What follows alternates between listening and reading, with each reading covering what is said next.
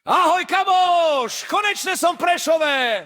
Dáme si nejaké remeselné nealko pivo a v kľude pokecáme! Co šiše s koňom zrazil? Jak nealko?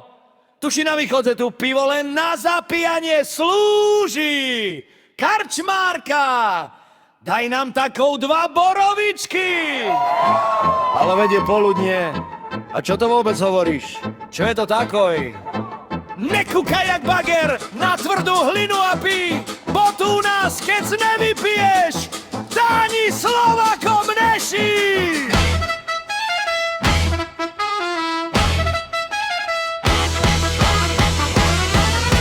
Prišiel k nám ten pán z Blavy v saku kravace, vraví, že chce koštovať, co u nás šepie. Nalial som mu domácej, co cecko neplače, po prvej mu vyplo prúd, už pod stolom nie. Na východze tuše pije vás, keď zalíváš poctivo, tane na jeden raz. Zapadňar nám nerozumí, kúka jak na zjav, keď s útorím daješ či on už ceška spal.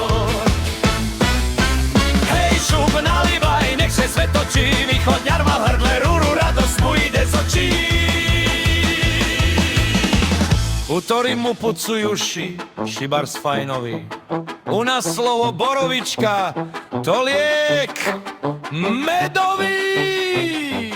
Počkaj, nerozumiem, čo je to valala, prečo mi nadávaš do gliantov? Neryb do teho a pí, vodzeška pocekáš topánky.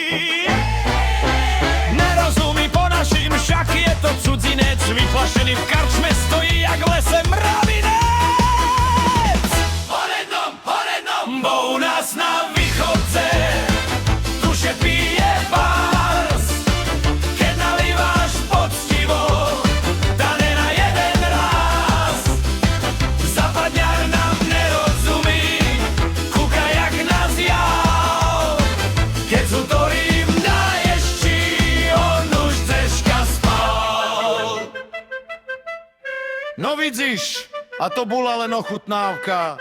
Hej, karčmárka, 4. kolo! Kámo, ja už vidím 2 Prešovčanov. Tato dobré, aspoň nás budze na ten cech vecej! Na zdravie!